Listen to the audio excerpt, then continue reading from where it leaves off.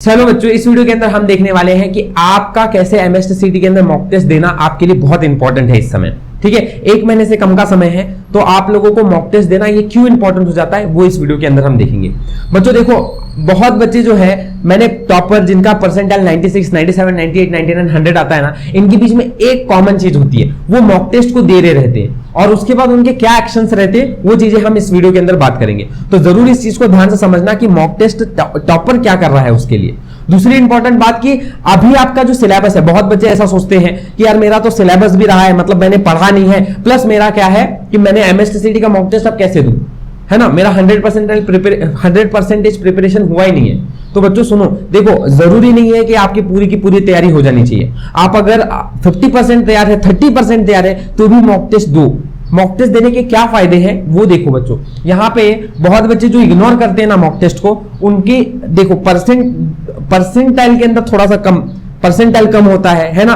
देखो फायदे तो क्या है कि परसेंटाइल बढ़ेंगे, दूसरा कॉन्फिडेंस बढ़ेगा। कॉन्फिडेंस बढ़ने का मतलब कि आपके जो क्वेश्चंस है, अगर आप मॉक टेस्ट दोगे 3, 4, 5, 6, तो आपको धीरे धीरे समझ में आएगा यार मेरा मॉक टेस्ट जो है, मॉक टेस्ट के अंदर इंप्रूवमेंट होता जा रहा है धीरे धीरे। तो ये एक फायदा होता है, कॉन्फिडेंस बढ़ेगा आपका इससे।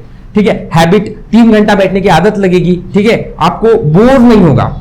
जैसे आप पहली बार मॉक टेस्ट दोगे ना, तो आपको समझेगा यार मेरे को बहुत बोर हो रहा है। ठीक है, थोड़ी देर बाद फोकस कंसंट्रेशन गड़बड़ हो जाती है। तो इस चीज का इंप्रूवमेंट फायदा होगा आप लोगों को। नॉलेज समझेगा कि यार किस तरह के क्वेश्चंस थे, है ना, क्वेश्चन के अंदर कौन से क्वेश्चंस मुझे करने चाहिए थे, लेवल ऑफ क्वेश्चंस क्या थी सीईटी की। ठीक है, तो ये सब चीजें आपको नॉलेज मिलेगी, जिससे आप अपने आप को देख सकोगे एग्जाम के टाइम पे यार कि मेरे को क्वेश्चन जो है वो ये क्वेश्चंस मुझे सॉल्व करने चाहिए थे, ये नहीं सॉल्व करने चाहिए थे। ठीक है, तो आइडिया मिलता है आपको कि किस तरह के क्वेश्चंस मेरे लिए है, कौन से नहीं है, कौन सा चैप्टर मेरे लिए बना है, कौन सा चैप्टर मैं नहीं किया हूं तो ये छोड़ना पड़ेगा।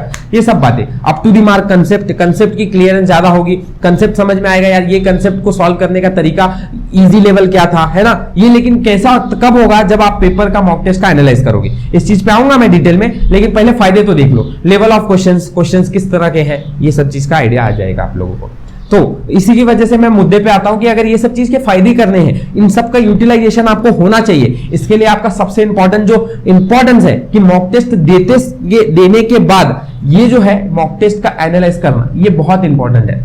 आप है ना, चाहे 4 ही मॉक टेस्ट दो, लेकिन उसको अच्छी तरह से एनालाइज करो, है ना। आपके लिए ये इंपॉर्टेंट बहुत हो जाता है कि यार एनालिसिस कैसे करना चाहिए। जब आप बैठ रहे हो ना बच्चों, आप सपोज करो कि आप 3 घंटे का मॉक टेस्ट देकर आए, मॉक टेस्ट का एनालिसिस किया, उससे पहले आपने मार्क्स चेक किया, मार्क्स देखा आपको पड़े, चलो 200 में से कंसीडर करते हैं यार कि मुझे 80 मार्क्स पड़े, फिर आपको लग रहा है ये सर ये मार्क्स कम है, तो आप इसके लिए क्या करो, देखो यार मैंने क्या गलती किया है। अब दो चीजें होती है गलतियां। पहली बात तो आप लोग मॉक टेस्ट जब दे रहे रहते हो, तब आप लोगों को बहुत सारे चैप्टर्स तो नहीं पता रहते हैं, तो वो सारी चीजें तो आपको नहीं आने वाली है ना। दूसरी बात ये होने वाला है कि आप लोगों का जो मॉक टेस्ट आप देने वाले हो, उसमें कुछ चैप्टर्स आपने पढ़े हैं और वो चैप्टर्स में आपने गलती की है, तो वो जो गलती की है वहां पे आपको सुधारना चाहिए। अब वो सुधारने के लिए मतलब आप लोगों को समझ में आना चाहिए यार ये चैप्टर का कंसेप्ट, ये पॉइंट मेरा गलत हुआ है यहाँ पे, तो मुझे इस चीज को पॉलिश करना पड़ेगा फिर से, है ना। तो उस चीज का रिवीजन जरूरी है ना। तो आपको एक तो रिवीजन करना पड़ेगा जो चैप्टर्स आपके हो गए हैं, और दूसरी बात आप लोगों को इस पर भी ध्यान देना पड़ेगा कि यार जो चैप्टर्स मेरे प्रिपेयर्ड नहीं है, वो चैप्टर्स को मैं अच्छी तरह से कौन से कंसेप्ट को पढ़ूं, है ना। आपको बहुत सारे कंसेप्ट समझेंगे यार फिजिक्स के अंदर, केमिस्ट्री के अंदर, मैथ्स के अंदर, कि फिजिक्स के क्वेश्चन जो है वो एमएसटीसीटी में बहुत ज्यादा है ना, कुछ ही कंसेप्ट पे रिपीट होते हैं, है ना। आपको ये भी समझेगा कि यार कौन सा चैप्टर हाई वेटेज का है, तो इस चैप्टर पे मुझे ध्यान देना चाहिए। ये सब कब समझ में आएंगे, जब आप मॉक टेस्ट को एनालाइज करोगे तब, है ना। बहुत क्वेश्चंस एमएसटीसीटी में आप देखोगे बच्चों, जो आपने मॉक टेस्ट में दिया है ना, वैसे सिमिलर क्वेश्चंस एमएसटीसीटी में आएंगे, वैसे ही टाइप के कॉन्सेप्ट, थोड़े से नंबर्स को चेंज करके क्वेश्चंस एमएसटीसीटी में आएंगे। तो अगर आपको वो एनालाइज आप अच्छी तरह से करोगे ना, तो आपको सारे क्वेश्चंस को सॉल्व करते समय एग्जाम में एकदम आइडिया क्लियर होगा, यार ये क्वेश्चन को ऐसे सॉल्व करना है ना, और इस तरह से मेरा आंसर करेक्ट आएगा। ठीक है, बहुत से क्वेश्चन के आपको डायरेक्ट आंसर पता होंगे। तो ये सब लेकिन होगा कब, जब आप मॉक टेस्ट को एनालाइज करोगे। नहीं करोगे एनालाइज, तो यही सब चीजें आप लोगों को नुकसान कराएगी और परसेंटाइल को नीचे कर देगी।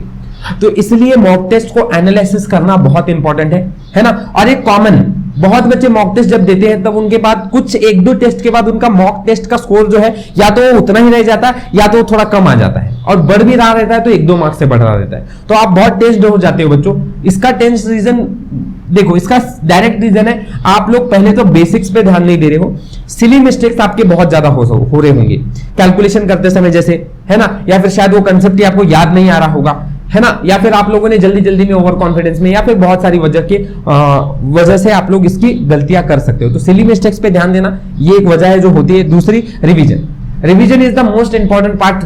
जब आप जो भी चीज कर रहे हो, आपको समझेगा बच्चों कि आपका रिवीजन जो है, जो चैप्टर आपका बन गया है वो भी चैप्टर से आपकी गलतियां हो रही है, तो हर बार कुछ ना कुछ अलग गलत हो रहा है वहां पर, तो आप उस चीज को कैसे सुधार सकते हो, उसके लिए आपको रिवीजन करना पड़ेगा, है ना। तो देखना, एक बात ध्यान से समझना, अगर आप दिन के 5 घंटे पढ़ते हो तो 1 घंटा आप रिवीजन करने के लिए डालो, ठीक है। आप लोगों का ये जो करने वाला है ना, इससे आपकी स्कोर में इंप्रूवमेंट जो आएगा वो ड्रास्टिकल होगा। इसी वजह से आपकी परसेंटाइल जो है एमएसटीसीडी में वो बूस्ट करने वाली है। इसलिए जितना भी पढ़ा है उसको अच्छी तरह से रिवाइज करो, ये मैं आपको एंड में जरूर बोल रहा हूं, क्योंकि मॉक टेस्ट ये सब देना एक जगह पर है, और आप लोगों ने कितना प्रिपेयर किया है, उसको अच्छी तरह से पढ़ा है कि नहीं, वो एक इंपॉर्टेंट बात है। तो आप अच्छी तरह से मॉक टेस्ट दो, एंड आई होप सो उसका आप अच्छी तरह से एनालाइज भी करोगे, देखोगे क्या गलती है, देखोगे क्या मेरे स्ट्रॉन्ग पॉइंट है, और फिर उसके ऊपर एक्शन लेकर आप अपनी परसेंटाइल को बढ़ाओगे, राइट। आई होप सो ये वीडियो आपको समझ में आया होगा। थैंक यू फॉर वॉचिंग बच्चों, मिलते हैं नेक्स्ट वीडियो के अंदर।